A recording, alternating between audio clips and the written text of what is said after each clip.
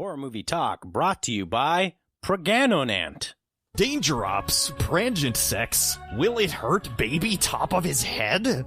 Horror Movie Talk also brought to you by Manscaped.com. Are you a man or do you know one? Consider treating yourself or the man you love to Manscaped.com to help get their mistletoe under control. Manscaped.com specializes in men's below-the-waist grooming, and if you enter HMT at checkout, you'll get 20% off your whole order and free shipping. Hello and welcome to Horror Movie Talk. An opinionated and accidentally funny horror movie review show. Go, go, go, go, go, go, go, go, go.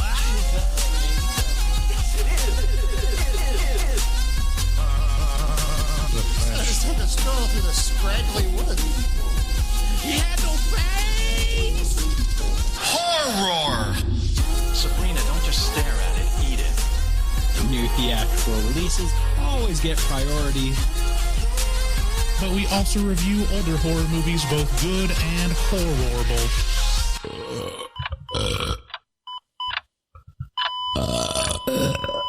Wow, that didn't sound good. Hello and welcome to Horror Movie Talk. Your panel of expert hosts each week are Dr. Bryce Hansen, who holds a PhD in spookology.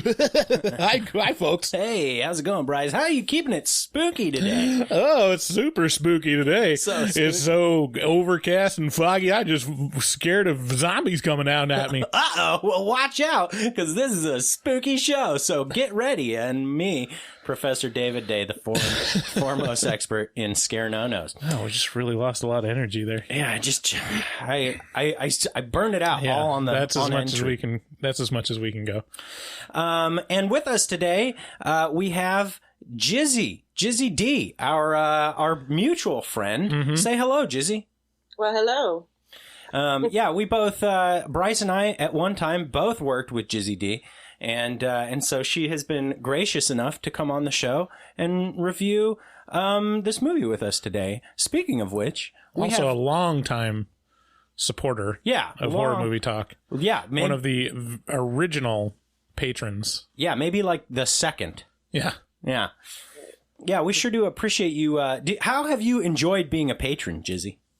Oh, I've enjoyed it a lot. I think I give like $6.66. Yes. I thought it was a great amount. Yeah, And you are the origin of one of the tiers, because I thought that was such a great, great thing. Yeah, it's been worth every penny listening to you guys belch and do your thing. Mm-hmm. Well, we appreciate it, and I'm ashamed to say this is your first time on the show, but I'm happy to have you on today because I'm very excited for today's episode. But first, before we get into the episode, you guys should check us out at our website. That's horrormovietalk.com. From there, you'll find links to all our social media.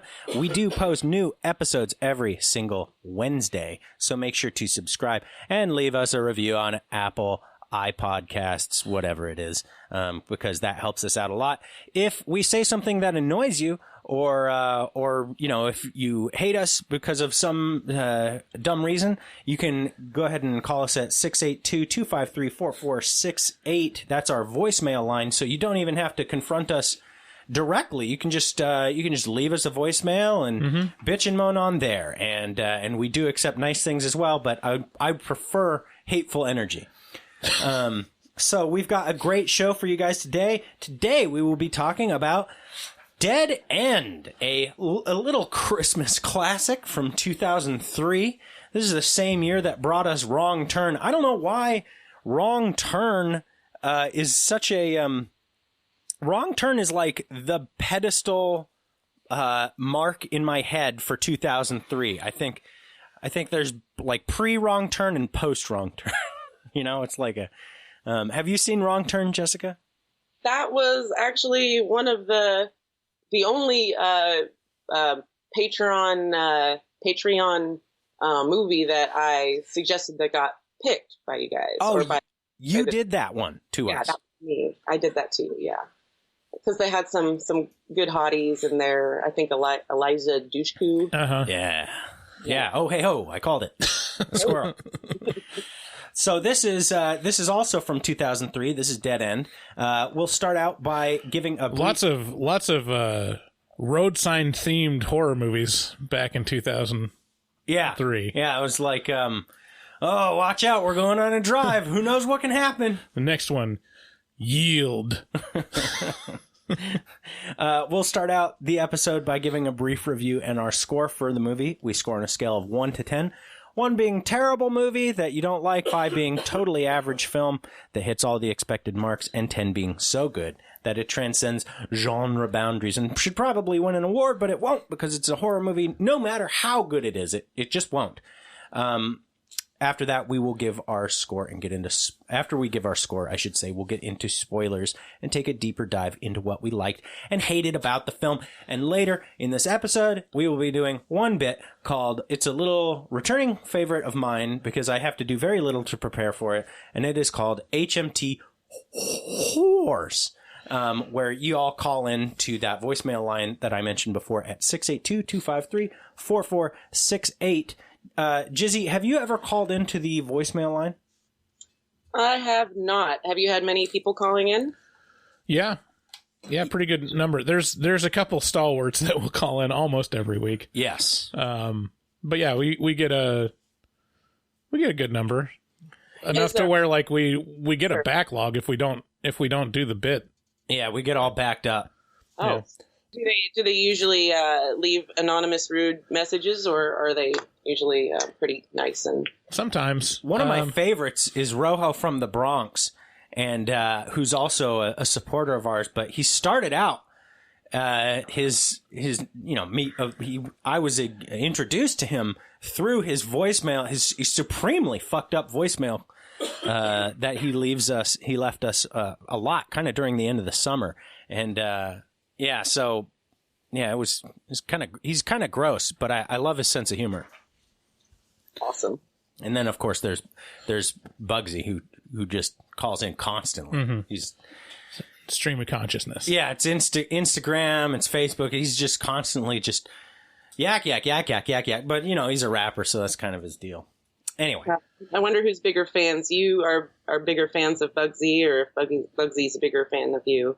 I think it's definitely we're bigger fans of Bugsy. There's not one Bugsy song that I can't recite verbatim. We'll have to check him out.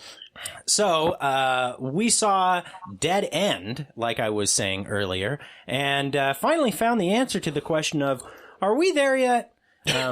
This is a tight package of a movie, and the simplicity really sells it for me. So, without further ado, let's get into the trailer. Is anybody else just like the least bit freaked out that we are the only car on the road right now? It's 7:30 already, darling. Yes, I'm aware of that, Laura. I thought we'd come to a junction by now.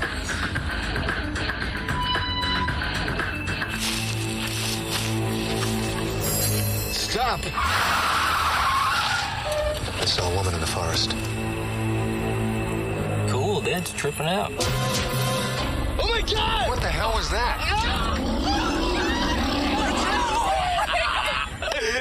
You guys suck. What are you talking about? I saw Brad in the car. Who are these people in the woods?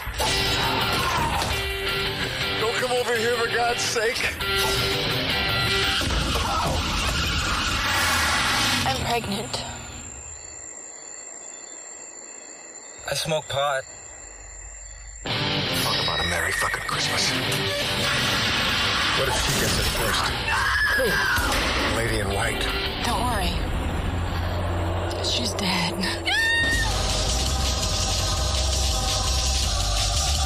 You bitch!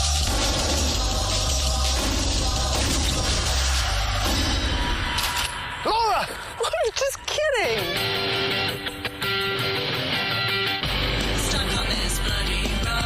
I'm gonna go now.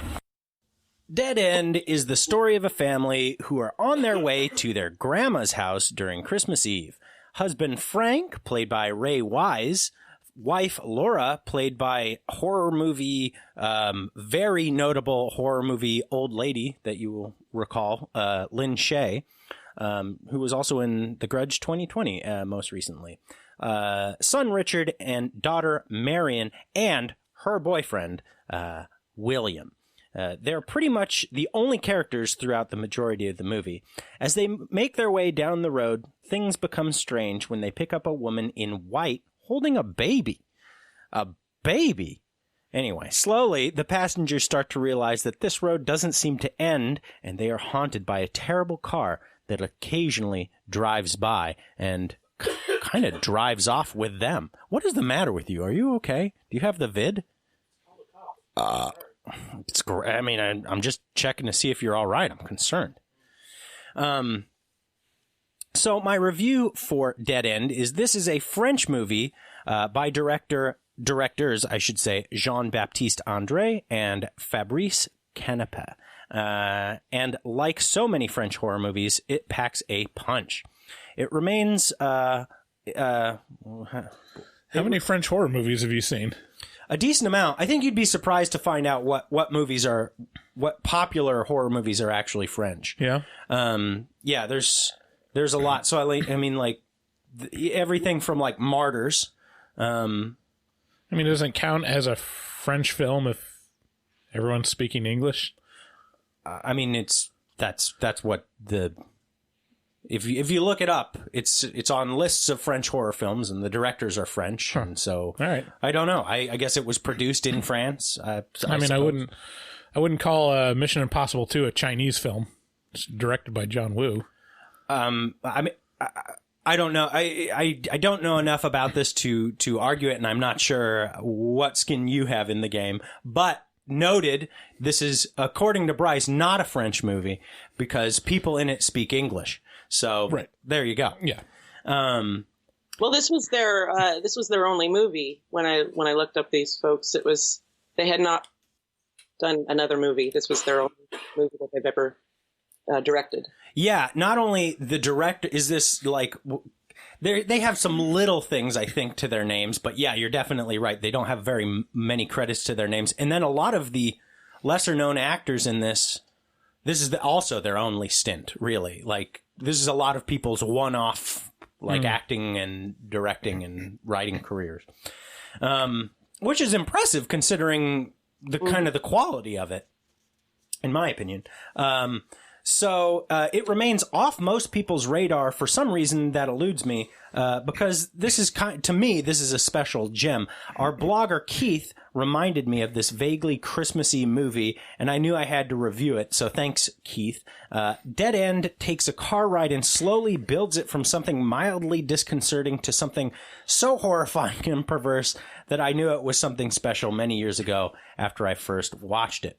The dry comedy and believable characters add a charming element that makes this something special.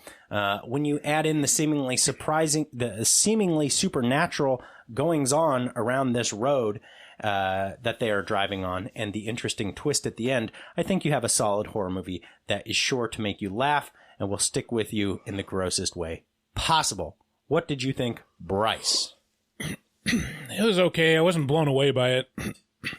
It's one of those things where, I mean, it's very much going after kind of a David Lynch vibe of keeping you off, balance and not really being easily explainable. And that's where like the dread comes from. Mm-hmm. I liked that it actually made sense in the end. Yeah. And I kind of called it once I saw the beginning of the movie. I'm like, oh, okay. I think this is what happened. And basically that, what the twist in the end is exactly what I expected to happen. Mm. But, yeah, a lot of great scenes in it in terms of like, things that'll stick with you. It wasn't super impactful to me. I didn't have like, yeah, again, I wasn't blown away by it, but I think it's worth watching. I'd give it like a high 6. That's your score for me. Yeah. High 6. And we should play a game each time. Each time that Bryce isn't blown away by something, we should play a game called Was Bryce Tired? Were you tired when you watched it? Yeah, I was a little tired. It was last night. I wasn't falling asleep though. Okay. It wasn't an engaging movie. Like once you figure out, really? Yeah, it's like once I figure out, okay, a bunch of weird shit's gonna happen. like, that's not, it's like, okay. Oh man. It's not that interesting to me, where nothing actually happens other than weird shit. See, like, there's nothing going on other than, like, they're driving along and then weird shit happens. It's like, okay, so we're just waiting for weird shit to happen now. See, but I related to it in such a serious way, because I spend a lot of time driving through the woods, you know, right. And it's like, and you do think during those times, it's very relatable for me. I go, oh, geez, man, if I did break down. Oh, and then I have some fucking scary stories about driving in the woods at night. Yeah. So which we'll get into in the spoilers. What did you think of Dead End, Jizzy? When I started watching it, I didn't realize, I was like, this is familiar. And I think I had watched it like years before, but I totally forgot the end. So it was like watching a movie for the first time again. So yeah, I'll say I give it an 8. It was a 7 until the end. And I love those, stupid little twists. Yeah. Yeah. I'm kind of a fan of those. So, it kind of bumped up the score for me. There's like, this movie called Puka. I don't know if you've seen it. Yeah, you recommended that to us like a year and a half ago, and we still haven't gotten to it. No, that was more like 2.5 years ago at this point. It's got a similar type of, twist ending thing going on. That's kind of why I like those movies. But I really appreciated some, and I do like, I'm a fan of gore and weird, bloody shit and all that, but I appreciated how this one kind of focused more on like the reactions rather than like gory scenes themselves. So I didn't even realize that was happening, but I was like, I want to see the body. I want to see what it looks like all the time. So I kind of like that specific, like, I wonder what happened, and then you don't get to see it, and it leaves you wanting. A lot of people really hate that. They think it gives them blue balls kind of thing. I think it works better than to not show it and make your mind think about it, especially when you get like a little glimpse, like a fucking ear with a cell phone poked through it. It's like, can kind of assume what the rest of the body looks like, and it's not good. There was a scene with the mom like fingering her brain, and the acting in that was like, I think that would be my favorite scene for sure. Yeah. That's the point where this movie really turned. By the way, spoiler. I agree with you, Jizzy, on your score. I gave this an 8 out of 10. It's nothing crazy good, but it is a nice little hidden gem that I do enjoy. I will say that upon second viewing, it's not as impactful as the first one, but strangely, it kind of holds up for me. I like a lot of the comedy in this. It's got a lot of great, like, I guess you'd say late 90s, early 2000s comedy, back when you could say a bunch of shit that you can't say anymore. And it's just... Like Dick Cheese? What's that? Like Dick Cheese?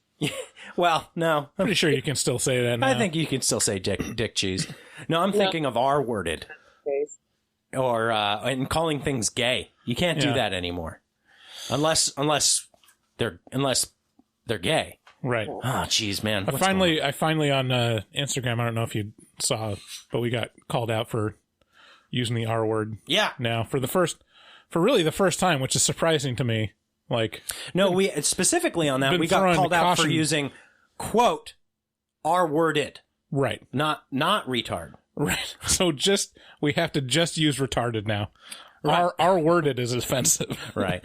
Well, no, but she was really nice about it when I kind of expressed our opinion on it, and it was like, we like to be able to express ourselves the way we see fit, and it's kind of a slippery slope, because no matter how dumbed down or innocent you make it, somebody finds a way to get offended about it. So it's just like, might as well go full retard and just say it, Yeah. I think we found a good workaround this last week, though. Oh, yeah? Yeah, because we're driving. That's right. And there was someone that was like driving very like slow and erratically, like just in the way. And David said something like, "Guy drives like a retired person." And then Bryce goes, "He's retired." There it is. There it is. So from now on, I'm going to try, instead of,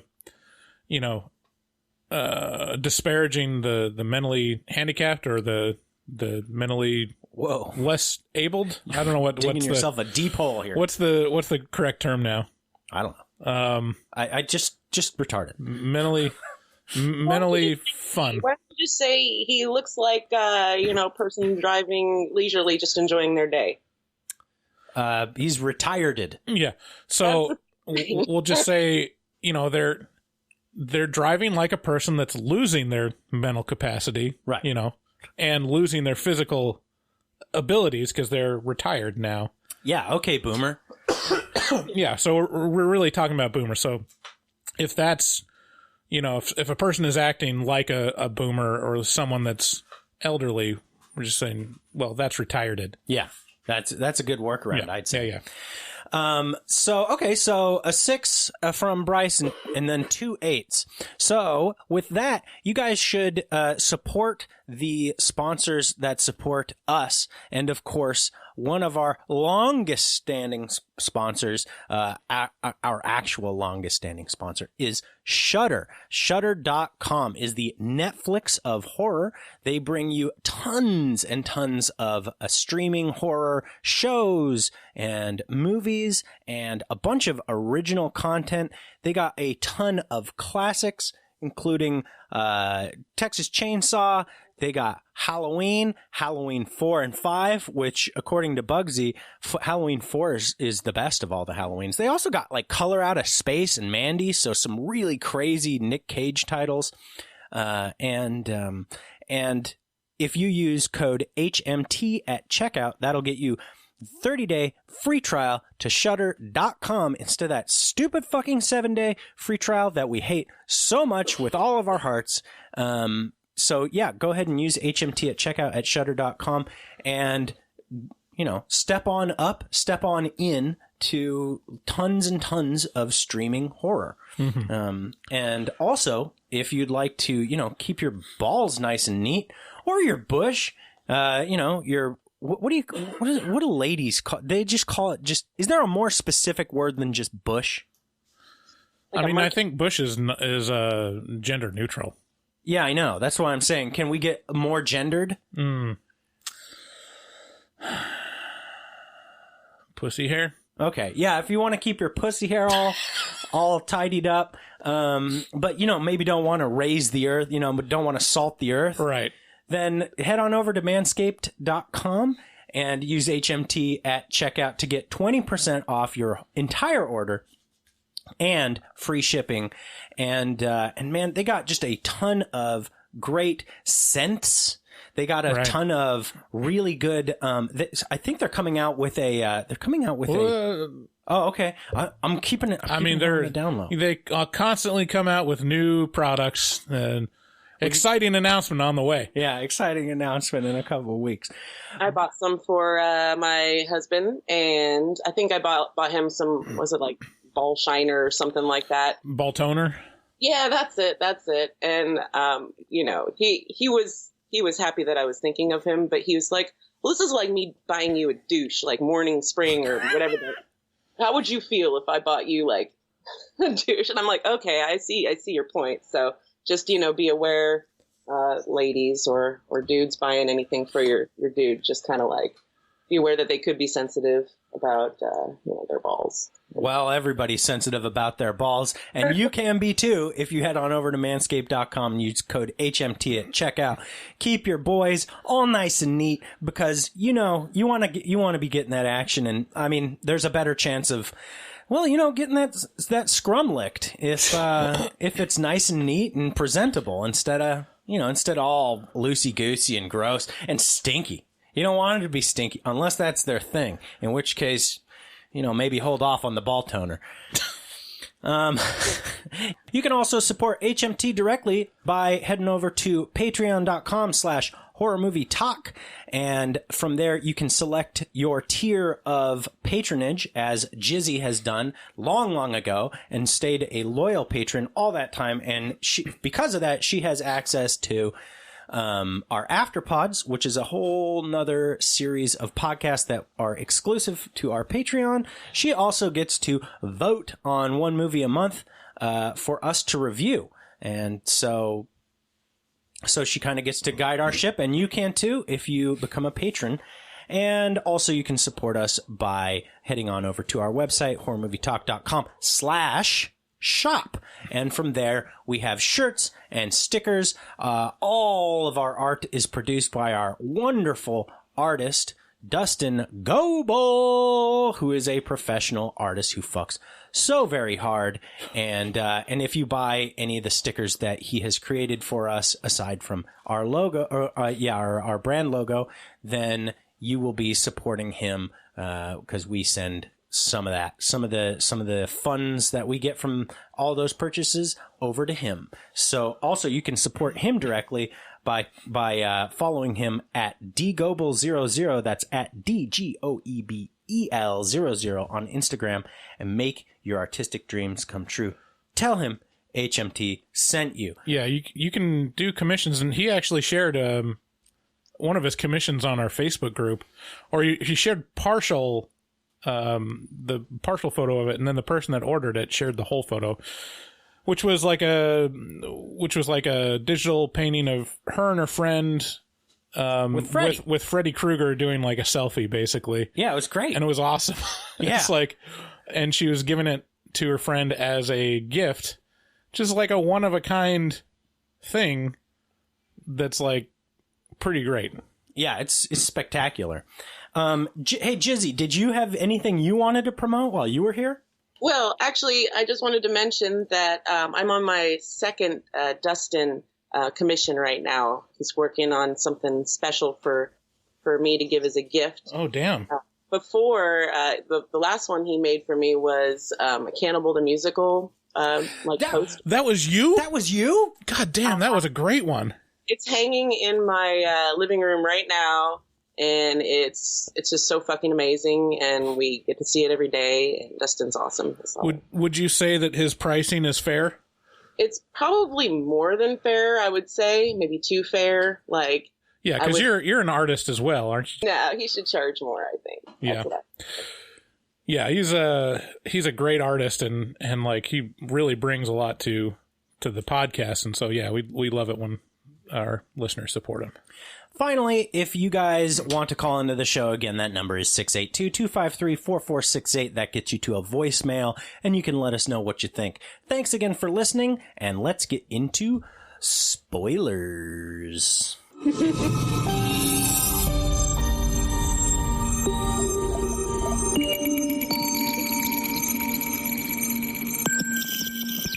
Spoilers.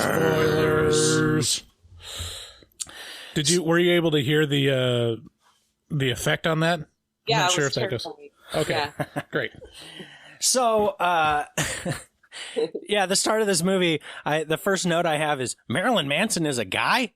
So that kind of dates this movie a lot. I know Marilyn Manson is still around there and he's still rocking out, but his heyday was big time. Yeah, like back this in 2003. One of the most anachronistic things about this movie, the thing that really pulls it out and makes it not timeless, is the musical breaks in it. Oh yeah, they are so early 2000s. It's painful. It's like heavily like noise gated drums, where it's like yeah, it's just like super overproduced rock anthem music just randomly in this super surreal movie. It feels so out of place every time they do a musical break. Yeah, it does feel really very 2000s-y. It's like, all right, well, now we saw someone slowly going insane and poking their brain with their fingers. Now let's listen to Creed. With arms wide open. Yeah, that's very true. Yeah, so in this movie is Ray Wise, who is a very memorable but very recognizable. Yes, he's character somebody, actor. Yeah. He's somebody you know. You're just not ever sure where from. And it's kind of interesting. I remember him from Twin Peaks, first of all. And then second of all, the weird one that I remember him from is Chillerama. Okay. Which is it's like a, what do you call those movies like Creepshow? Where they have... Anthology movie? Yes. Chillerama is kind of an anthology movie, and it's done by director Adam Green, who someone on our Facebook group mentioned as their favorite underrated director, and I'd have to agree with him because Chillerama is a great movie. He also did the Hatchet remakes. Ray Wise is like... If you were to draw a... what's it called when they interview someone after a crime and they have like the sketch artist, the police sketch artist, be like, if you were to describe Ray Wise just using like cliches, you'd be like, he looks like the abusive ex-husband in a Lifetime movie, or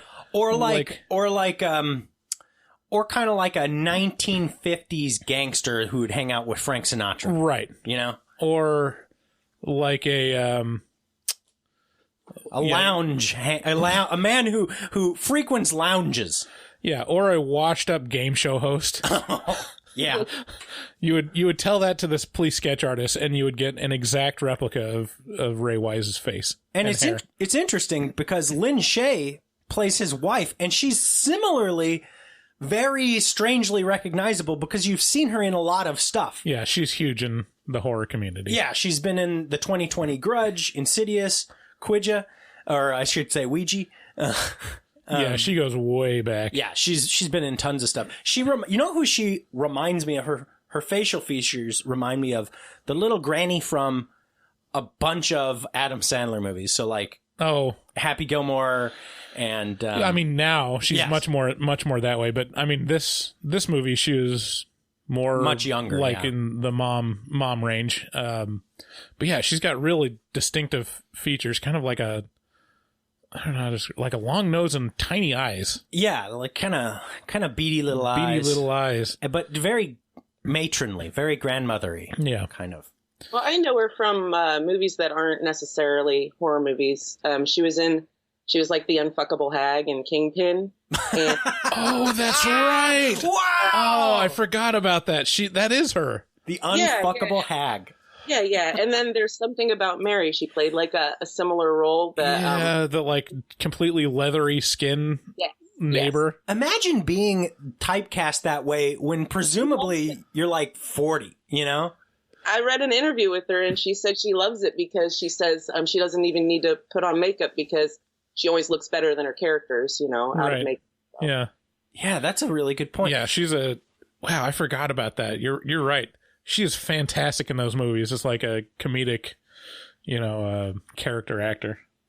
Yeah, so we learn quickly that this is Christmas Eve. We're driving to Grandma's house, and we're going over the river and through the woods. Mostly through the woods, right? And for some reason, the mom has a pumpkin and chocolate pie, and that's kind of gross looking. But I really want to focus on this clip that I cut out of the show because I can't remember exactly what it is, but let's see. We're on the road. So here we go. Where are we? We're on the road. What does it look like? What happened to the interstate? So we're on the road. We're on the duh. I love the comedy in this movie because it's exactly the kind of things that I would say, which are basically like dad jokes and like euphemisms and stuff. We're on the road. So we quickly learn he's not taking the interstate. He's taking a back way because he's tired of taking the interstate. He wanted to be able to stay awake during this drive. And so then we get this next clip, which I love very much. This is the Dick Cheese clip. Hey, honey bunny, how about a couple of boogers? Shut up, Richard. Or some macaroni and dick cheese. Richard, that's disgusting. But, Mom, there really is a cheese called dick cheese. The Chinese make it. You've had dick cheese before, right, Brad? Grow up, Richard. Grow up, Richard. Yeah, I it's very quotable, this movie. You had dick cheese before, right, Brad? Yeah, so I think I'm unlocking. This is like exactly your humor, isn't it? yes, it's exactly my humor. Like I'm starting to understand. Like, oh, yeah, this is the type of humor that's like, it's a little cringy, but that's why it's funny. Right. Yes, It's exactly. like, oh my God. I can't even help myself watching this movie. I'm like, like it's very, very Adam Sandler-y kind of baby poo humor. Yeah. Like, you know, it's like, Want to eat my boogers? and I'm like, I fact checked the Chinese dick cheese, and no, it does not exist. There's no such thing as Chinese dick cheese? Apparently not. It's just smegma. You've had dick cheese before, right, Brad? That's so gross. It's just smegma. So, yeah, I'm just going to keep going with these clips from this movie because early on it comes at you hard and fast. Look, I know you guys think I'm... Oh, wait, not that one. This one. Laura, I thought we'd come to a junction by now. Jesus, Laura, do you have to suck on it like that? That's the way I drink. So the mom's taking a drink out of her water bottle and she's just gulping it down, and he's Just like sucking it out like a bottle, like a baby bottle. That's how my wife drinks. That's exactly how my wife drinks. Really? Well, it's more that you can hear every gulp. It's like Right. gulp, gulp, gulp. It's like there's somebody else inside her throat going gulp, gulp. And so it's so off-putting. And you know, I always got to ask her, do you got to suck on it like that? And she's like, yeah. I'm like, hey, baby. So yeah, so now, Bryce is quickly becoming disenchanted with my love of this movie. Yeah. Jesus, Laura, do you have to suck on it like that? I got the same one. I didn't know if you'd get it or not, so I got it too. Do you have to suck on it like that? Yeah, I'm just going to keep going down this road. Here we go. Breathe in deeply through your nose. And you breathe out deeply through your mouth. Well, thank you, Brad. Yeah. Yeah, thanks, Brad. Can I ask you a question, though? Sure. Was your entire school gay, or was it just the baseball team? Richard. What? No, Richard, it's a technique we use to help us get into what we call the zone. The homo zone? Richard! The homo zone. So they're driving down the road, and it quickly establishes itself as a funny, fun time kind of like movie. But they keep doing these weird, like Shining-esque, ominous shots from above, right? And this is the only time in the movie where the music gets deadly serious and ominous, and that tends to work for me as well. I love the Shining shots. Yeah. And it has like just an impossibly straight road. Yeah. I mean, the entire movie, there's no turns on it at all. It's a completely straight road that goes off into the horizon. Yeah. And like you said in kind of your review for it, then we get our first taste of weird shit happening. Right. So they drive by just a flash. They just get like this second long look at this lady in white, and then she's gone. And the dad, there's a lot of brake screeching. So every time something happens, the car comes to a screeching halt, and he backs up, and they pick up this lady in white. And she has a baby, and she's not talking, and she's clearly injured, and the baby's not making any sound. And Marion gets out to allow this woman in white to get in, and they had passed a cabin beforehand. And so they bring this woman back to the cabin, and they break into the cabin to see if there's a phone inside, because There's no cell service. By the way, they only have one phone. It's a flip phone, and it's the boyfriend's flip phone, and, he doesn't have any service because they're in the woods. Remember when the Motorola Razr was like the most high-tech cell phone you could ever get? Yeah. And to be honest, it's still pretty cool. I mean, I think they remade it recently. Yeah, I mean, in terms of like cell phones, that form factor was pretty kick-ass. Yeah, it was. Did you ever have a Razr, Jizzy? I had one of those flip phones back in the day. I'm not really phone fanatic or anything. I'll just, I usually like to just call people through my desktop. I don't even like to use my phone. But in 2003, you didn't have that option for sure. No, I don't. Well, no, we had Skype back then, didn't we? But I didn't, use it for that. Did we? Was Skype around that long ago? 2003? 17 years ago? Maybe. I don't know. Yeah, I don't remember when it came out. And stuff. But yeah, I mean, my first cell phone was my mom's old cell phone, and it was like not quite the like the 80s Wall Street brick, but it was just a step. It's like half a brick, and then like the microphone flips down, with the antenna, and then but yeah, Motorola Razr was pretty awesome. I held out until like 2009. I didn't get a phone. Yeah, a cell phone. I just had a, I was using payphones to call my mom to pick me up from university for a while. Yeah, I think my freshman year I would just like, if I didn't want to pay for parking or something and at PSU, so like I would just call her on. I would use the payphone and call 1-800-COLLECT, and my face is of utter shock. Yeah. Wow. And then finally my mom just said, "Here, you can have my old cell phone," because she got a new one or something. Call 1010-220.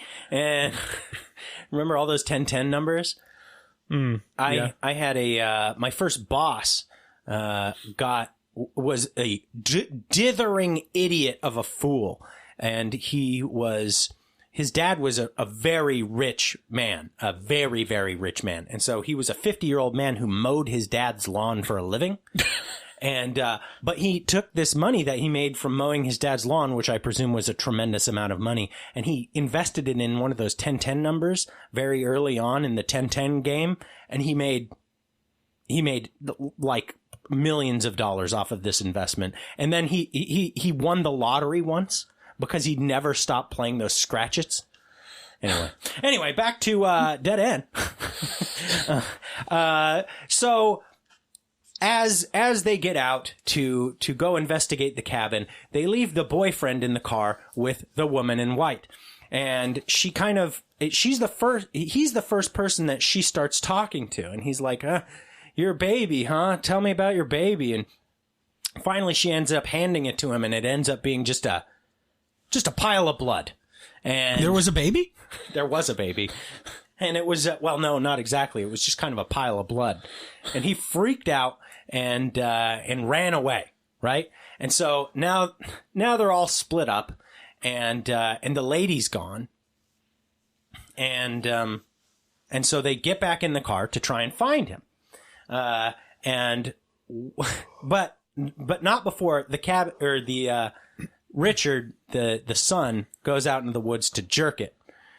If you recall, do you remember that? Yep. And that's old to that old school. Yeah, because this is another thing that probably dates it a little bit.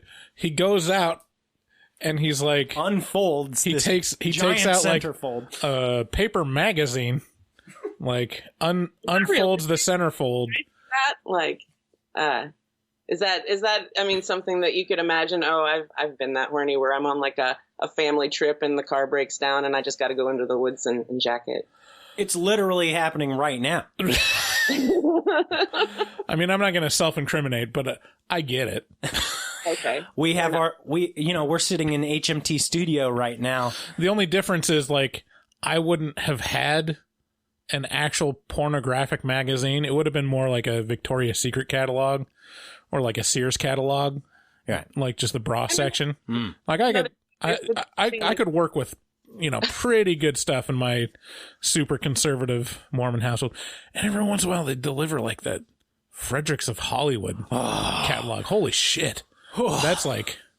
Wow. And I was talking with my wife last night about like...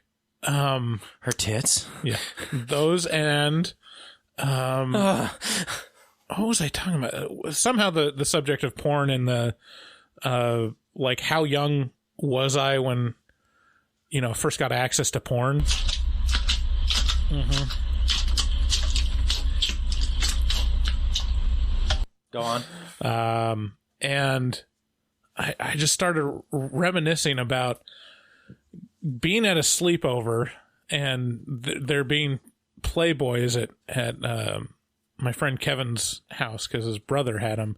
And then also, as a group, the three of us would go on the internet like super titillated with finding a website that had pornographic images. Bunch of little boners in your pants. And you would click on the link and then proceed to wait for 10 minutes as a centerfold image would rub in your load hands.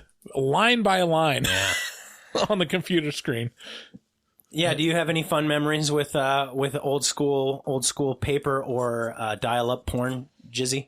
God, more than enough. Let me see. So in my childhood house, we kind of the house was backed up to this gully, so there was a lot of just wooded area, overgrown area back there.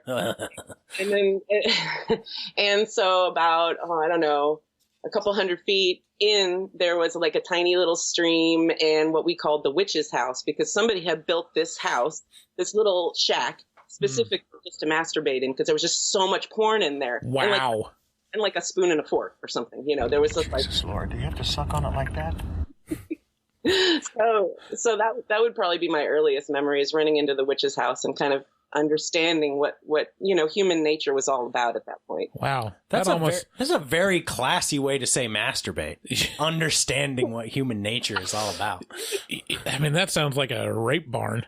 It could have been too. I might have just, we might have just fucked out. And was there like a this trail? Is why we need more women on the show. She classes it up. Right. She's like, understanding the human nature. And Bryce's like, that sounds like a rape barn. Was there like a trail of centerfolds left out leading up to this shed? No. Was it like some sort of weird Hansel and Gretel scenario? No, like some guy lying in wait and he's like, come on, sweetie, come in here and jerk your dick and balls.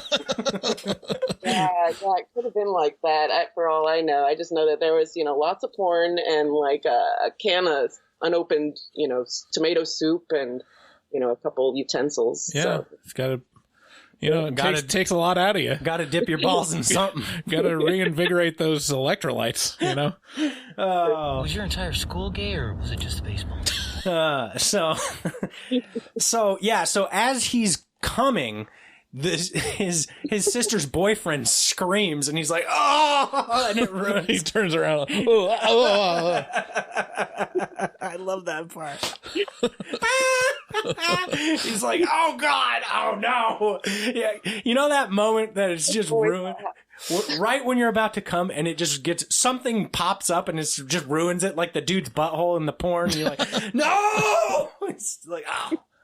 See, it's a dangerous game though, because it's like a Pavlov's dog response. Like you got to be real careful what you come to, because all of a sudden that can be like become your thing. Yeah. Well, it worked really well last time. Like, well, I liked people screaming in the distance. Now you just can't get off to anything but that. Yeah. Now it's, boy, what would it be? What's the grossest thing? I mean, I'm not going to kink shame anyone, but well, I can't come unless somebody's walking in on me in the room, like discovers me. Oh. I feel really bad for your children. But hey, you got to do what you got to do. So we also learn that the boyfriend was I kind of glossed over this because I didn't read my notes properly, but the boyfriend was going to propose tonight, right? So tonight's Christmas Eve. They were gonna get to Grandma's house, and he was gonna propose. But we also learned simultaneously that Marion, his girlfriend at the time, was going to break up with him tonight. So kind of everybody gets saved from some heartache because, well, he gets myrtleized. They head on down the road. They look for Brad. They find him by running over him, which becomes kind of a staple. And they have to get the phone away. He's just become a body. He's just become a bunch of goop. And the reaction shots is something horrible happened to Brad. They're like, what the shit? And they got to like get the phone off of him. And there's this real long scene of like trying to get the phone off. And when they finally do, there's, like you said earlier, an ear hanging from the bloody phone. From the antenna. Right. The antenna. Remember antennas? Oh, man. So they use the phone, and it's just a woman weeping on the other end of it. It's like a lot of disconcerting shit going on. I mean, that's what I get off to now. Like, there's no... It's got to be women crying. That's why I married my wife. Right. Romantic. Just constantly crying. Oh, no. Yeah. Okay. So they don't have a map. There's no other cars on the road. It's super weird. It's almost like there's no end in sight of this road. And so then they get passed by the weird like 1950s hearse thing, and Brad is in the back of that, and he's I think he was in the back of the hearse, and then they ran over him. Right. Yeah. My apologies. Yeah. So it seems like throughout the movie, what happens is there's some encounter with the lady in white, and then all of a sudden they're screaming or dead, and then someone sees them being carted off in this old-timey hearse, and then they run over them later. Yes, this is so I guess the hearse just like drives for a while, and then they just like kick him out the back.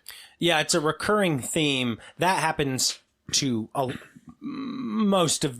almost all of the characters in this movie. Right. Everyone but the dad, I think, was laying in the road. Maybe the mom and the sister. Well, the sister survives, so. Right? So it can't happen to her. But and then we also, it's alluded to that time is being fucked with as well, because their clocks don't work, their watches don't work correctly, and it's hard to tell how long they've been out here. And then at the 25-minute mark, the Richard has a theory, and I love his theory, so I'm going to play a quick clip of that right now. He has a theory about what's been happening to them. Look, I know you guys think I'm, retarded or whatever, but I have a theory, and I want you to hear me out, okay? Brad is dead. His body is mutilated, and God only knows how it got that way. We're the only people out here, and all the clocks have stopped at 7:30. This reeks of alien activity, you guys.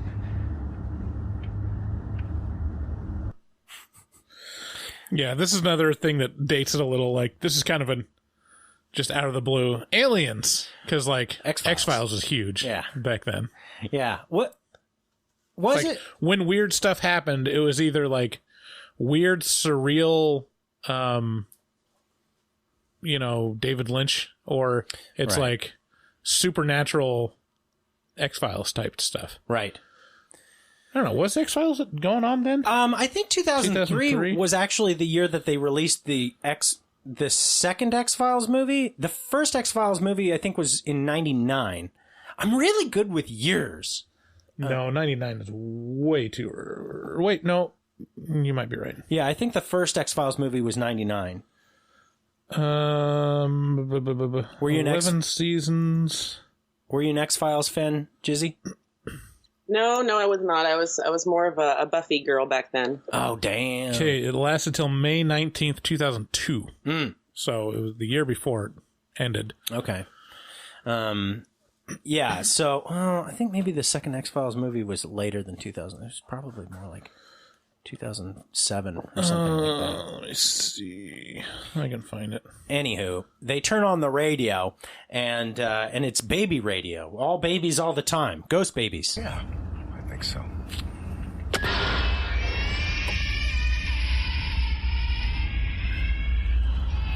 Jesus Christ. What was that? He doesn't know, and he doesn't want to know. This is just another example of like super disconcerting shit happening where it's like, boy, let's get a break from all this weirdness. And then they turn on the radio and, oh, Jesus Christ, more weirdness. Do you have any stories about weird shit going on when you're driving through the woods, Jizzy? Yeah. I used to live up in Seattle, and one time I decided to me and my friend went to Vashon Island. I don't know if you're familiar. Yeah, sure. It's a ritzy place. Actually, I was super close to moving there years ago just because I liked the vibe there. But when we were driving around there, we ended up on this long road that looked really similar to the road in this movie. And I know it's an island, so, you drive straight long enough and you'll get to like the water or whatever. But for some reason, it just took, 2 hours later and we were still on the same road. And to this day, I don't know like what exactly happened, but we ended up getting out of it eventually. But the calculations did not add up. It doesn't take 2 hours to get across the island. So I have to ask the obvious question. How high were you? So high, probably. Really? Well, I mean, it was like, after my 17th birthday, so I've been pretty consistently high since.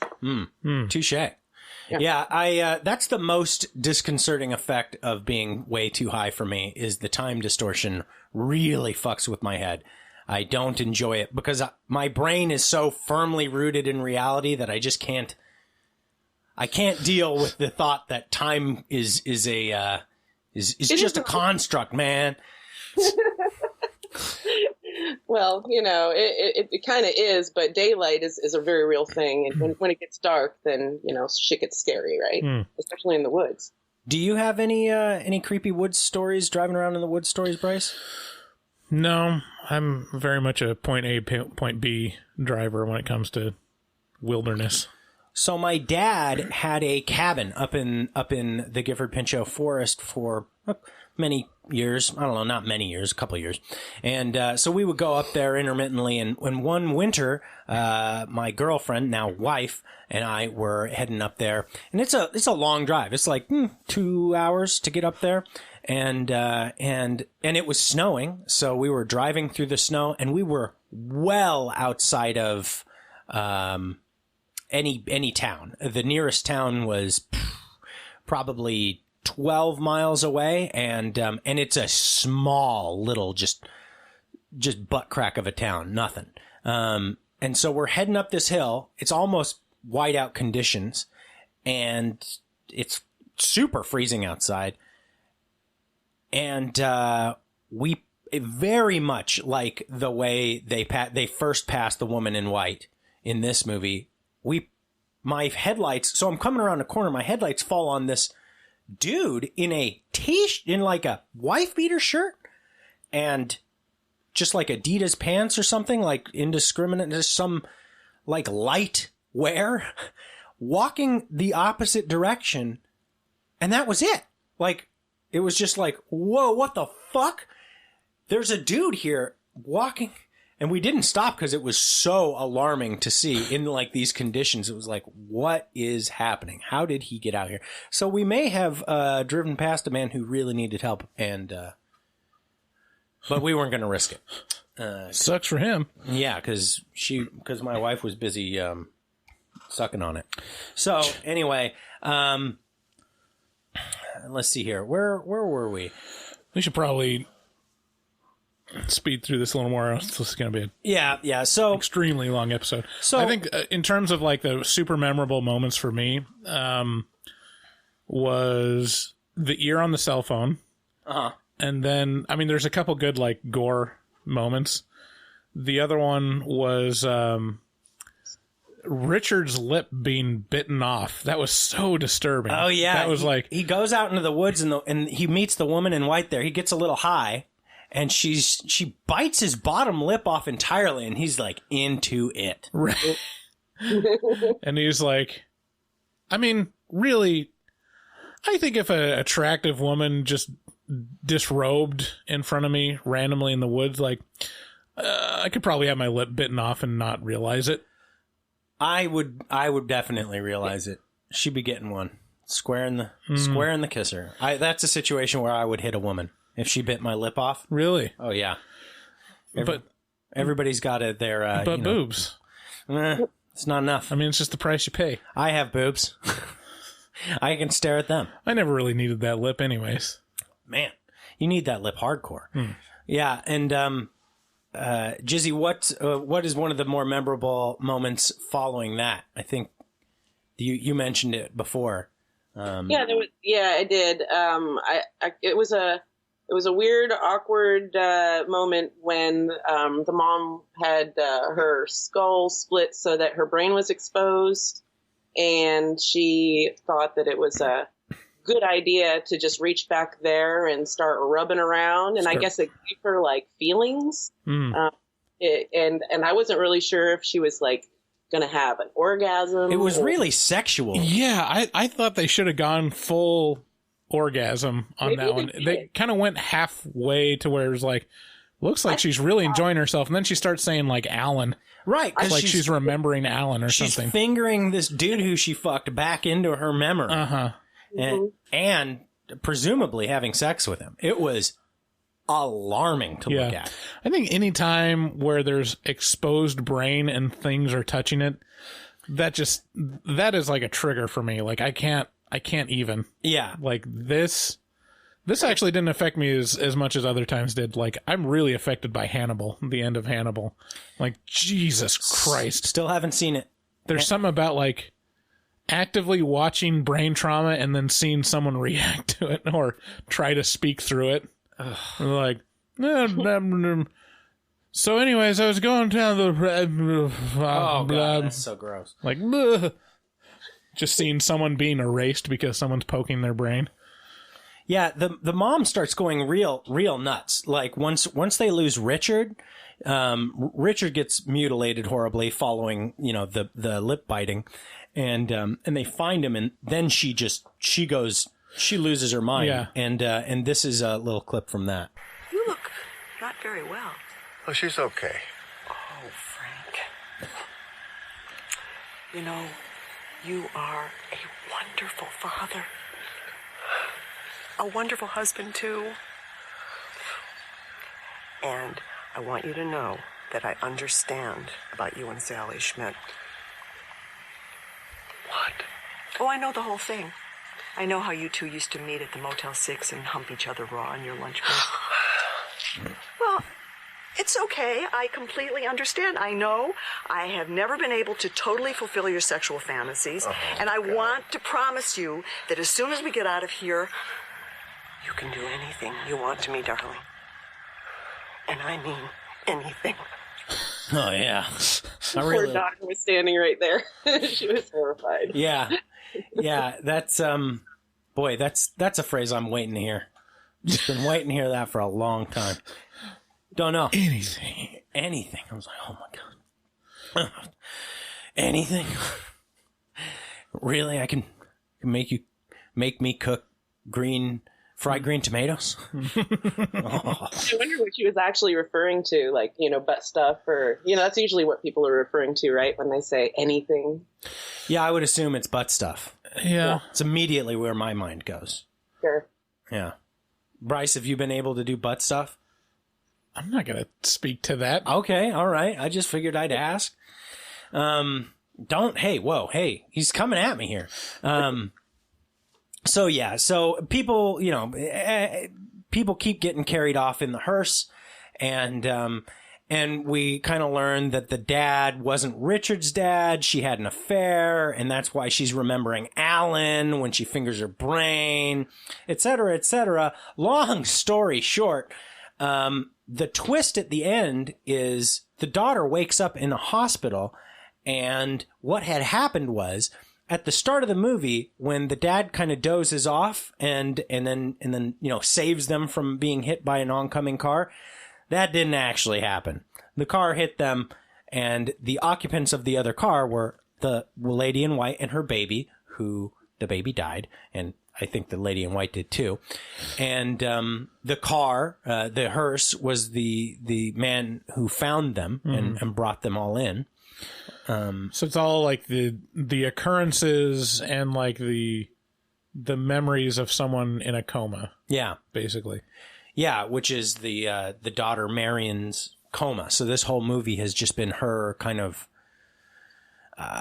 very quickly coming to terms with the death of her entire family. Right. And kind of being haunted by them as ghosts. I mean, she's already seen all of them die, though, in her coma. Right. So it's probably even more comforting to be like, oh, they all died in a car crash.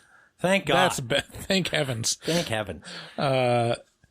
Yeah, I mean, this is like a great way to end the movie and like cap it off. This is the way you should do surreal. Like have some kind of like ending with, it's a dream or something. Yeah. Just give us something to just say, this doesn't make sense because of this reason.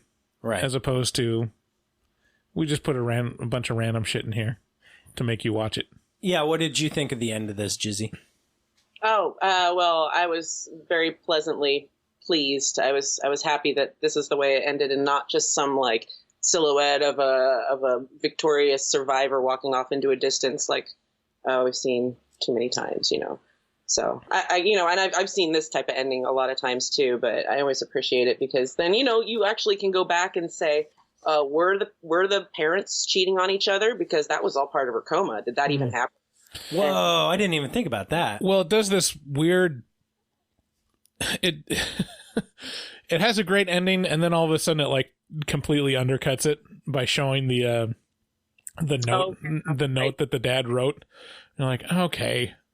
Yeah. Does it need to have like the double dun dun dun? It's like, all right, just end the movie. But yeah, it didn't lose any points for me though. Yeah. Yeah. What is it about that bothers you so much about that, Bryce? It's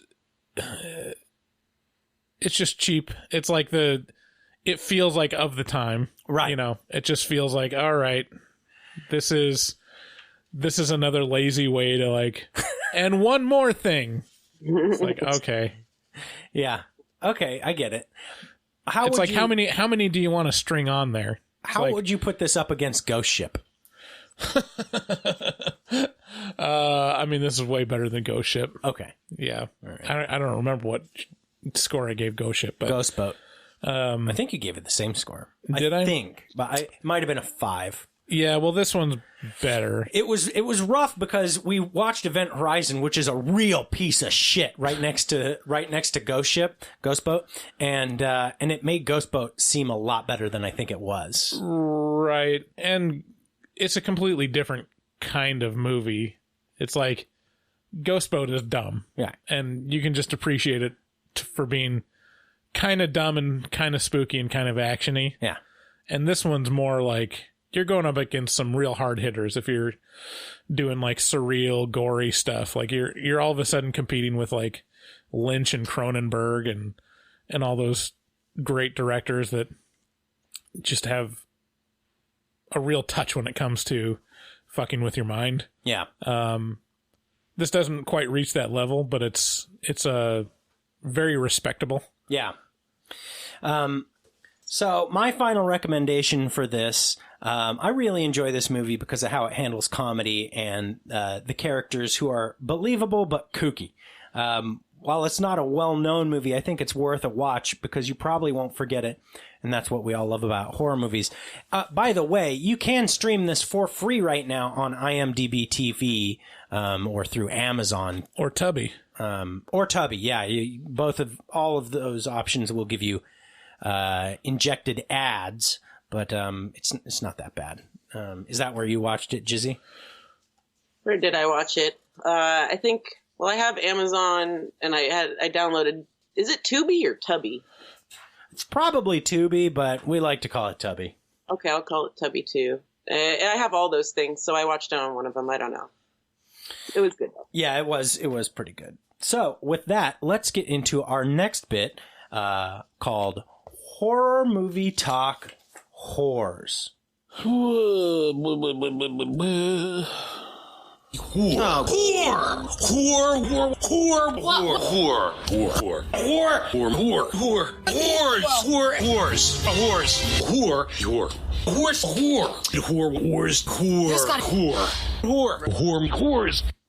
So, Horror Movie Talk Whores is a little bit where, we just play your voicemails. If you call us at 682-253-4468 or 682-253-44 or 682-253-4HMT, you can leave us a voicemail, tell us what you think of the show. How do you feel about being branded a whore, Jizzy?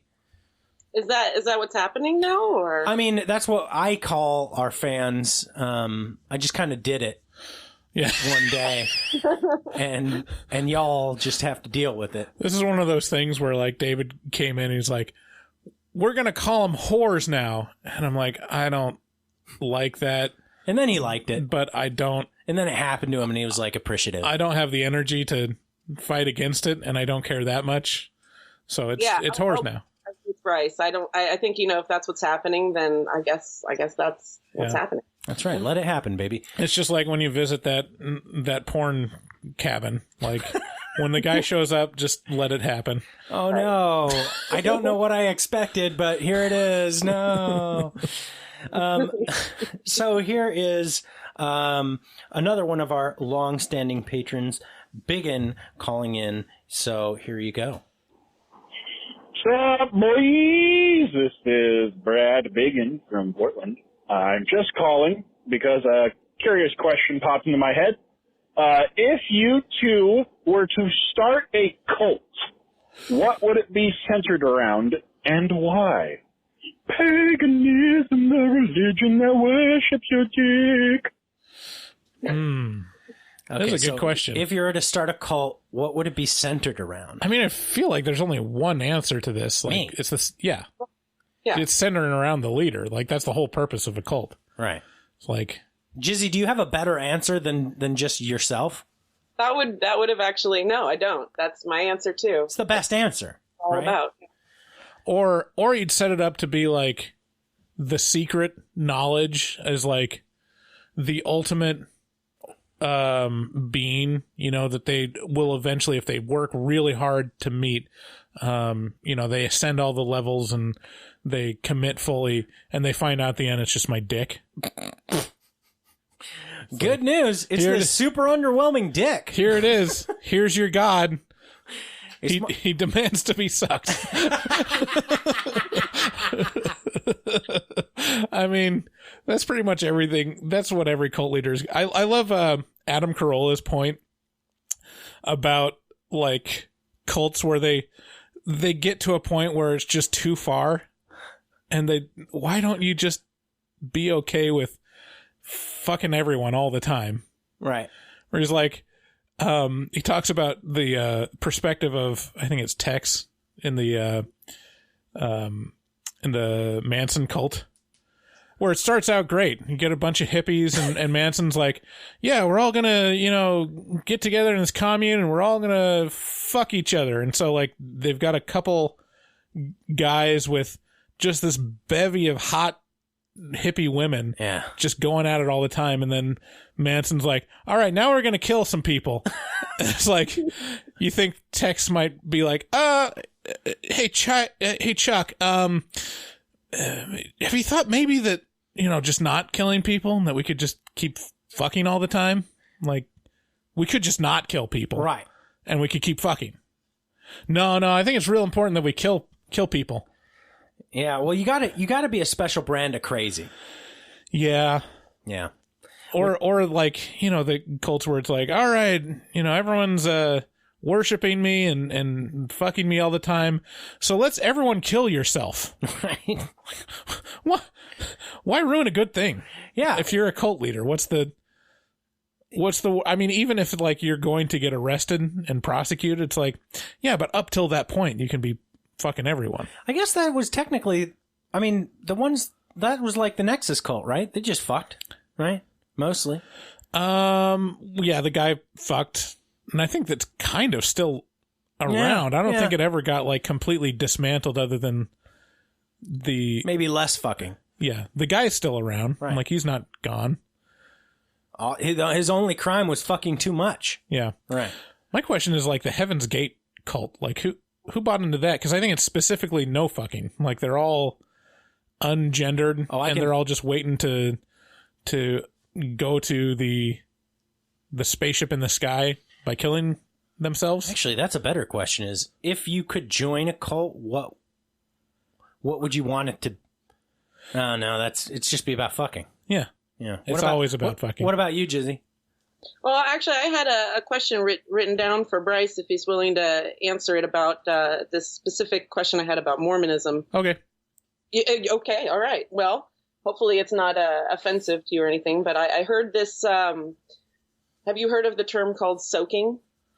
Oh, yeah, that's fake. That doesn't exist. Fake? Yeah. God damn it. What is it? What is it? Explain soaking. So it's they say, Mormon, I've only heard this like from the memes on Reddit of like, can you believe what they believe or what they do? And then this doesn't exist in real life because it's so stupid. Okay, what is it? So it's so Mormon couples can't have sex, before they're married. And so the workaround that they find is that it's not sex unless you're pumping. So what they do is they do soaking, which is they put their dick in the vagina and then just sit there. Which is retarded. I mean, retired. Only retired people would do that. Yeah, because they can't move with their old bones. But yeah, that doesn't exist. That's an urban myth. I have the strangest desire to start soaking, though. Because if you did that as a Mormon boy, you'd immediately come anyways. You're not having sex at the point when you're coming, and they would definitely come. The bottom line is, if you're soaking, there has to be at least the first pump. Right. Yeah. I mean, it's thereby we've already committed a sin. Let's just go for it. It's pretty crazy though. Like I think back on what's allowed. Like, me and Aaron started dating in what's called the singles ward, which is a congregation of just singles from 18 to 30. Hot Mormon singles. And it was just exactly like every other church meetings, super boring stuff. Lots of soaking. And the bishop one time got up, because you get all these young single adults that know that they can't fuck, who are soaked. They are so overwhelmed with hormones. Their only question to authority is, what can we get away with? Where is the line? Because we want to go right up to that line. As long as there's no repercussions for doing X, we're going to do that all the time, Man, I'd rather go to hell than not have sex. So if you were, okay, I want you to take a guess. The bishop stands up and he says, okay, everyone, a lot of people are asking, where's the line? Like, where does it go from being, innocent to becoming a sin to where you should talk to the bishop or repent or whatever? Where do you think that line is on the spectrum of intimate activity? Yeah. Jizzy, what's your answer? So super conservative Mormons. Wait, what? What was the... Say that again. Okay, so on the spectrum of like light peck on the cheek to scat play, like where would the line be where, like, okay, you just committed a sin, like you need to repent, and there will be repercussions with your... Oh, you're asking me to guess. Yeah, guess. What the women say. Oh, okay. Let me give this a second of thought here. While you think, I'll answer. I'm going... I'm going to say hand holding. Hand holding? Yeah. I'm saying French kissing. French kissing? Okay. Yeah. You're both wrong. The answer was, if you feel any sexual excitement, you've gone too far. Well, bad news. I feel sexual excitement talking about this exactly. right now, exactly. on the show. It's an unwinnable game. It was the most patently ridiculous thing I've ever heard in my life. I'm like, what are you doing to these people? Yeah, why to tell them that? Like, that is... God made you so horny just to fucking throw you in hell. Like what a douchey God. You start feeling sexual desire, and then that means it's gone too far until you're married, and then all of a sudden you're supposed to switch it on. Be like, well, now I can fuck all the time after I've forced myself to shut down that entire part of my mind and body. Man, the amount of ropey, fat, thick, hot cum that I would go inside of I would just be fucking dump trucking in that girl. Just like, bow, bow, bow, wow. I mean, it'd be volcanic. So, I mean, that's the level we're talking about. So to say that some Mormon could rationalize soaking of actually putting their dick into someone's vagina is like, no, that's not. Once you're at that point, why would you not just have sex? Like, I mean, even like jerking each other off, that's like so beyond the pale that's like, well, we might as well fucking have a baby now. Okay, next caller. All right. Anyway. Hey, it's Glittercore. I am on my way home from work. Got up late. It's Thanksgiving Day, so that's exciting because I get to go home and have a viewing of that movie. But I just wanted to let you guys know how thankful I am for you guys and your show. I'm thankful for your wives and your families that put up with you. And I'm also thankful for my husband who puts up with me listening to your shenanigans. I'm thankful for having big titties and a small vagina. And I'm also thankful for certain fears of mine not coming true yet. For example, one of them is when I go jogging with my dog at like 5 a.m, it's got like frost everywhere and there's frost on light posts, and he's one of those typical boy dogs who lifts his leg when he pees and he gets really close to the frozen pole. One of my biggest fears is that his dick is going to get stuck to the pole like the kid in A Christmas Story, and I'm going to have to be at the park like spitting on my dog's dick to unstick it. Another fear of mine is, you know how if you mix, I think it's bleach and ammonia, it like blows up or something? I'm always scared that for some odd reason when I clean my toilet bowl with toilet bowl cleaner and like forget to flush it after I clean it, that like when I pee in there, my pee is going to like somehow react with the toilet bowl cleaner and like poof. Oh my God. Blow up into my small vagina area and cause like vaginal burns or something. Big blowout. Anyway, I love you guys. I love the show. Thanks for putting up with your listeners, including myself. And I thank your family and your wives for also putting up with your listeners, because that's pretty, We love you, Glittercore. Thank you so much for calling in. Yeah. I would just like to say, first of all, being scared that you're going to have to spit on your dog's dick to get it unfrozen from whatever he's peeing on. That's the funniest fear I've ever heard of. And then second of all, I have that exact fear about ammonia and bleach mixing. What it does is it creates mustard gas. It creates chlorine gas. Chlorine gas, which is mustard gas. You can get fucked up by mustard gas. They used it in World War I to fucking kill people.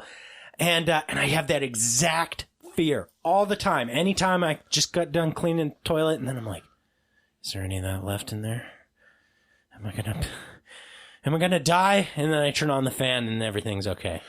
If you want to read a super, super disturbing book, there's this book called A Boy Called It, where it's the kind of autobiography of this guy that grew up as the worst case of child abuse in California history, basically.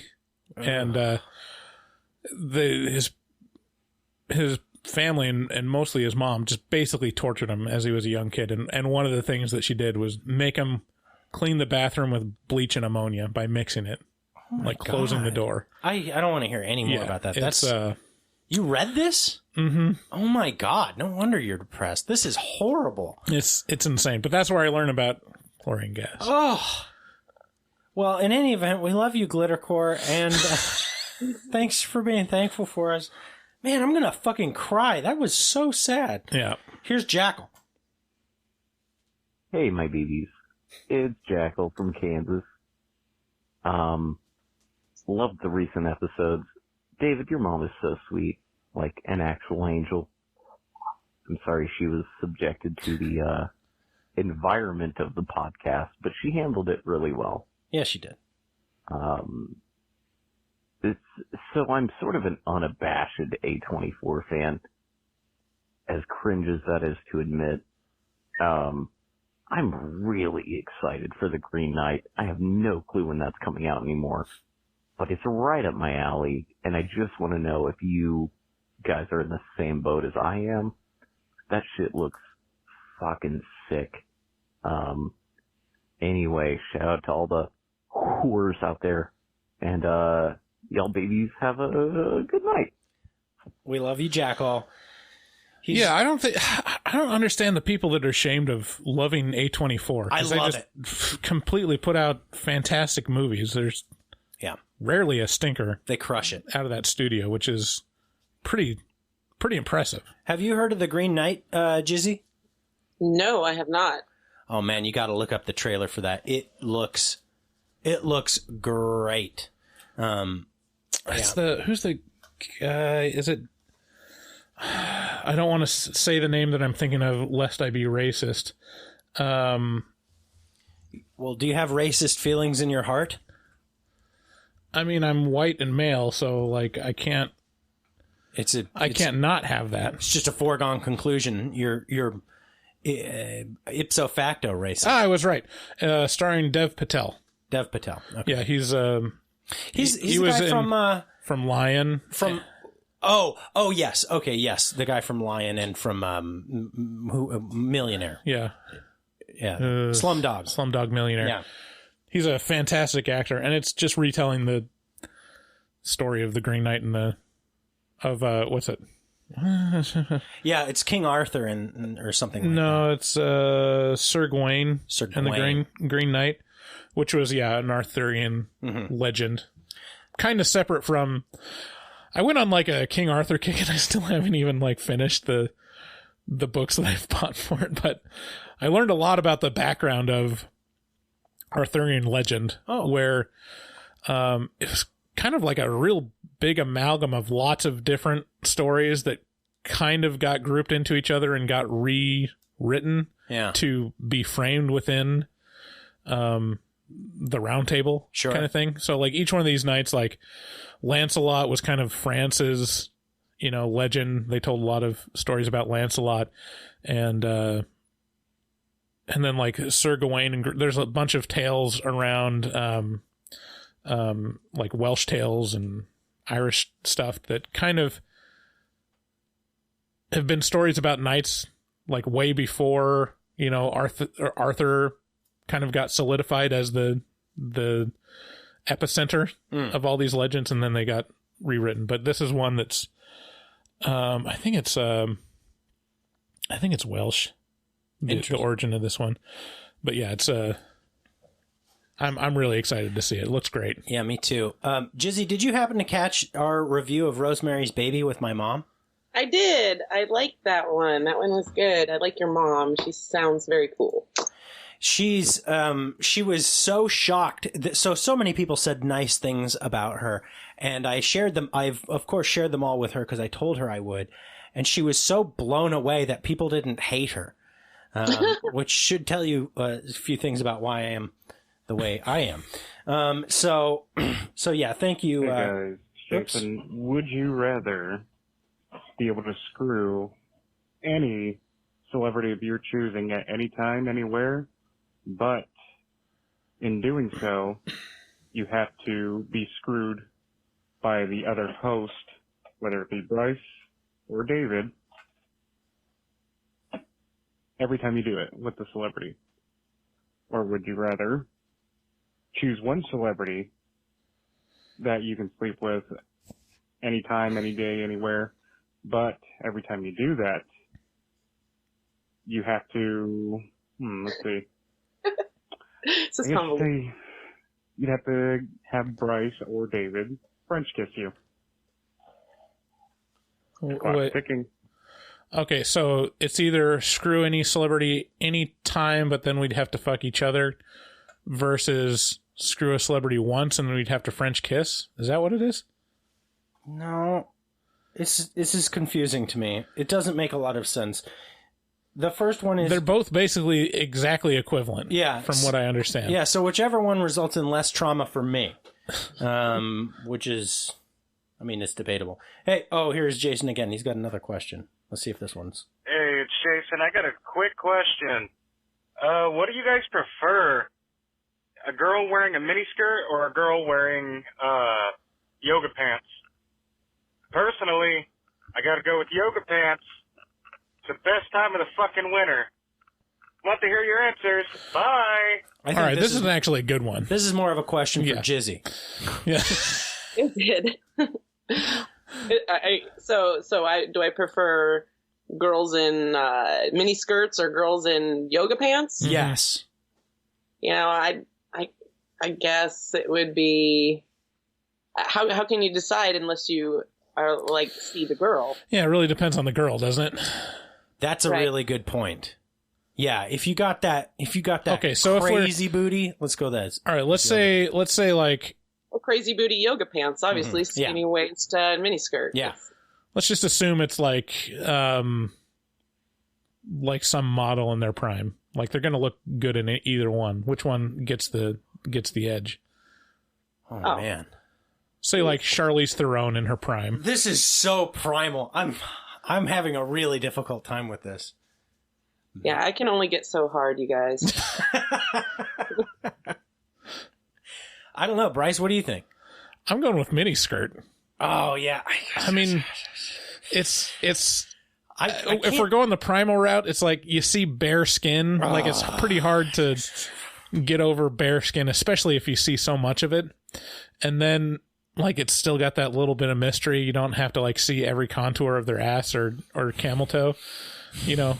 And I mean, just saying, like, in the fantasy, you'd be like, oh well, that's easily accessible. You know, if she just came up to me and said, "Fuck me now, Bryce," I'd be like, okay, well, I can because you're just wearing a skirt. I'll just say yes.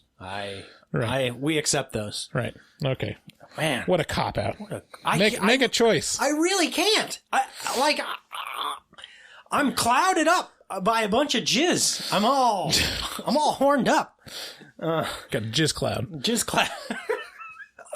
That's the grossest cloud. It's like, have you seen those YouTube channels where they vape cum? It's good. It's kind of sweet. Oh God, I'm literally. It's in the back of my throat right now. Oh, here it is. Here's Bugsy. I'm not a whore. I'm a rapper, so technically, I believe the jargon is I'm a sock. But anyways, I've got an argument for you guys to settle.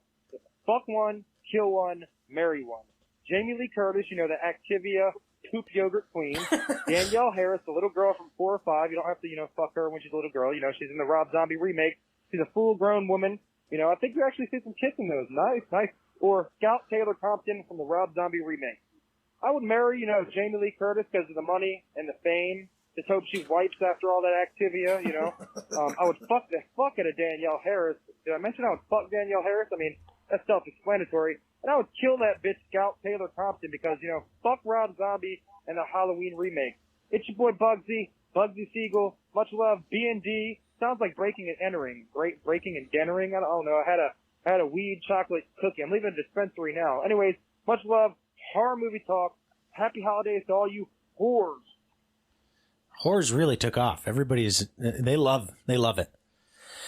Okay, so you got to fuck one, marry one, kill one, and we're talking about Taylor.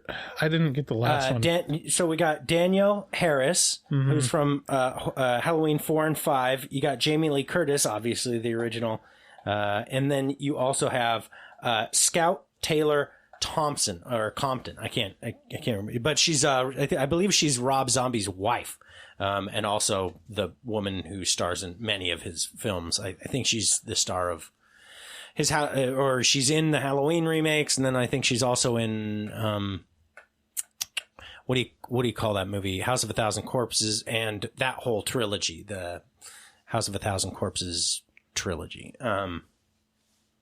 So you gotta. I'm not finding her. I don't know what she looks like. Just look up Halloween, the Rob Zombie remake, and she's going to be in that. Let's make sure I can see what she looks like here. I'm going to walk over to you. 78. Why? More title matches. Here we go. 2007. Yeah, that's the one.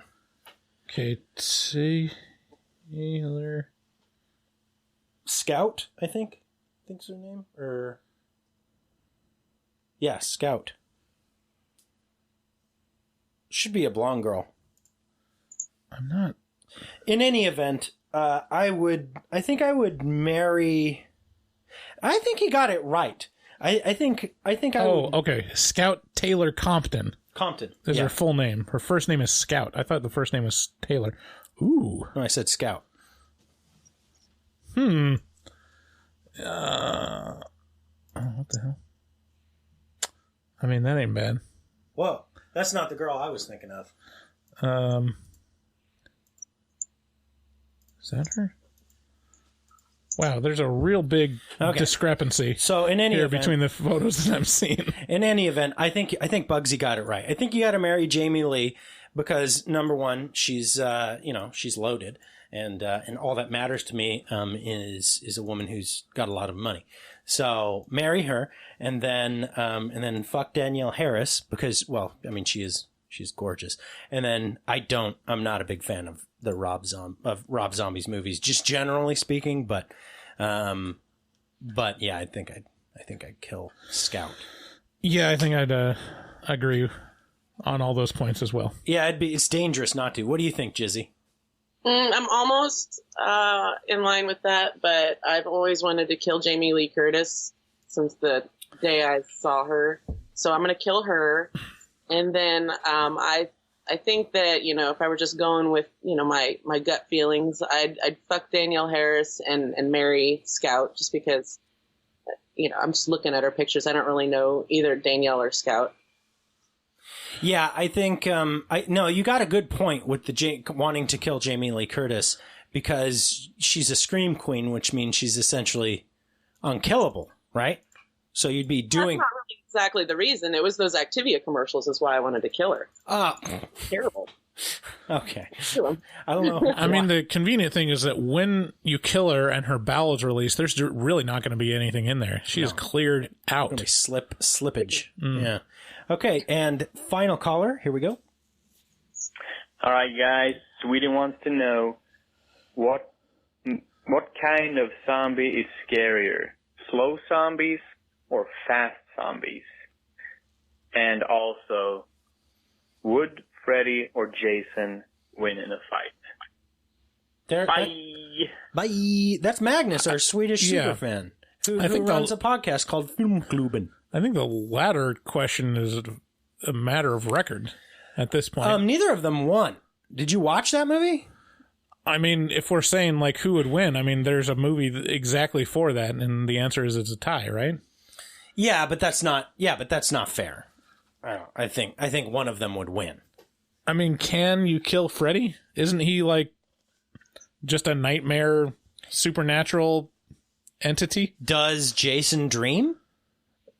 I mean, and Jason's undead. Right. So it's like, what?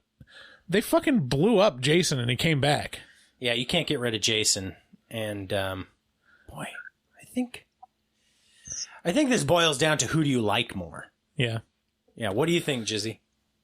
It could be a stalemate. Maybe they'll just keep fighting forever. I think they'll fall in love. Oh, yeah, really appreciate each other's work. Yeah. They'll just start working together.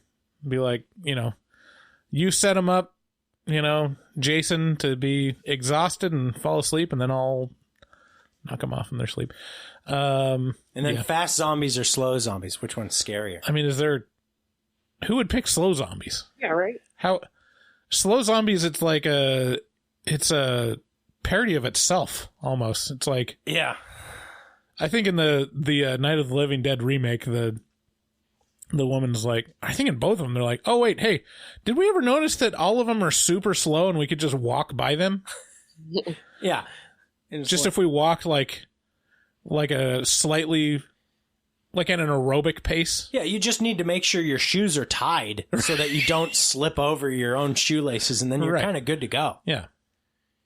You know what's not enough zombie movies in terms of a weapon? Is like a staff or a pole with a knife on the end of it. Yeah, clown pole. Clown pole. A 10-foot clown pole. You push. Well, not that, but I mean like an actual a stave. Yeah, like a halberd kind of thing. I can't remember what they're called, but there's. This is a mall ninja shit over here. What if you have one fast zombie and like 100 slow zombies? So one fast zombie versus 100 slow zombies. How close? Wait. What's your question, Jizzy? I mean, if it was between, which is more scary, 100 slow zombies or one fast zombie? Yeah, I'm still going to say the fast one. Yeah, because I'm slow. I mean, it's pretty easy.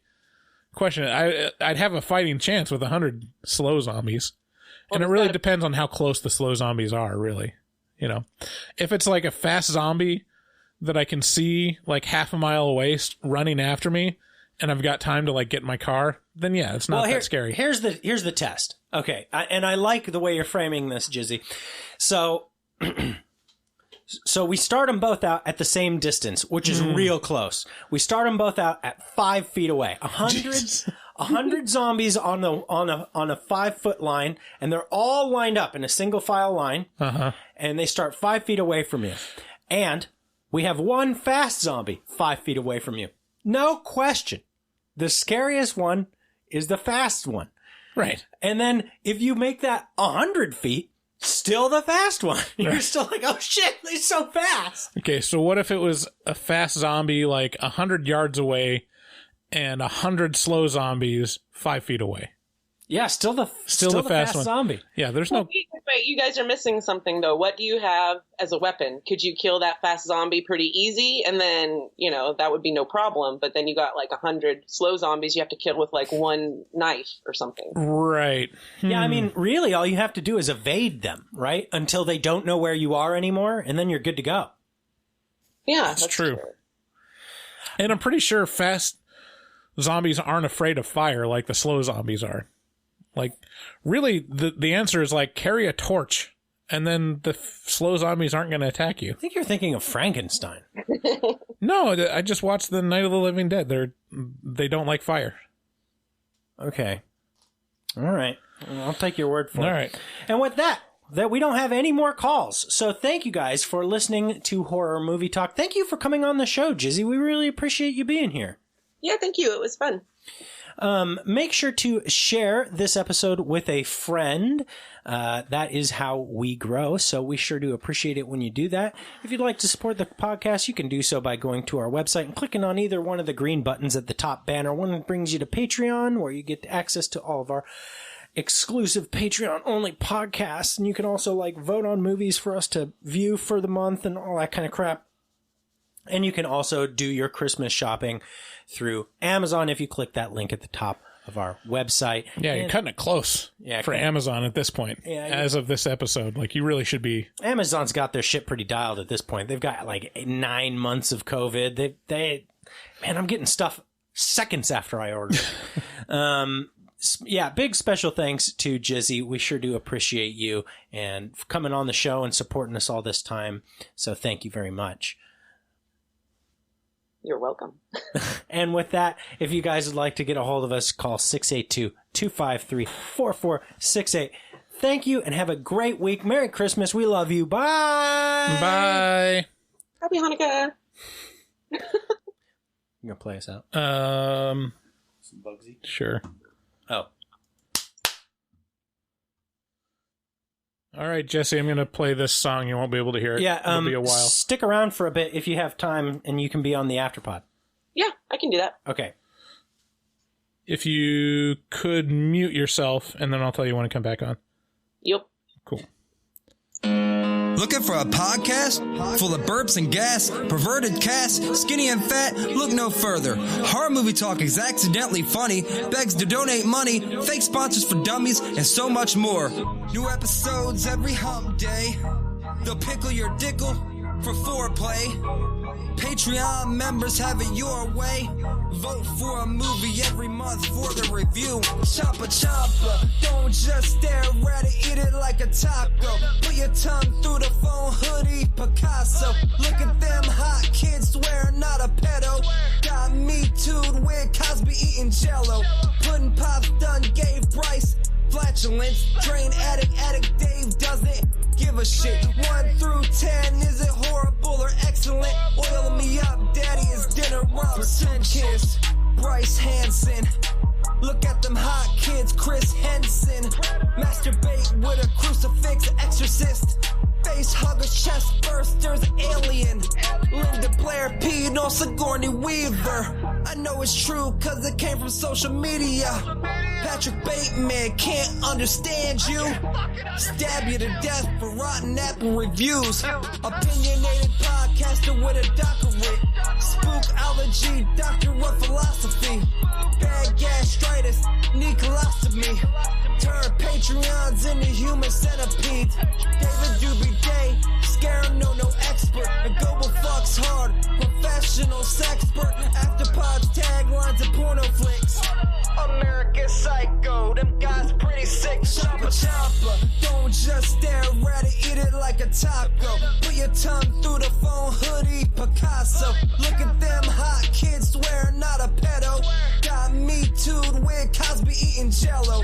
Pudding Pops done gave Bryce flatulence. Train addict Dave doesn't give a shit. 1 through 10, is it horrible or excellent? Oil me up, daddy, is dinner Robs. Nothing good happens in the woods. Always get more than you bargain for. Got a pickle to dickle, machines tickle biddies. Killer on the phone, ain't no Sharon Stone. Vancouver, Portland, Oregon, and organs. Corona, COVID, curse, Lorona. Green River Killer, because reasons. Hallway of poop monster kids screaming. Ain't your ordinary dingleberry itinerary. 30 days shutter and jump scares ain't fucking scary. Time for the spoilers with jokes and tropes. Use their white socks to catch their loads. Just show them one titty, pretty. Paganism you should worship, they Teflon dicks. Pacific Northwest, let them see one breast. Shifty ass, stay spooky, poor man's digress. Bugsy, HMT, Horror Movie Talk. Hold on, they don't like Halloween. Fuck them.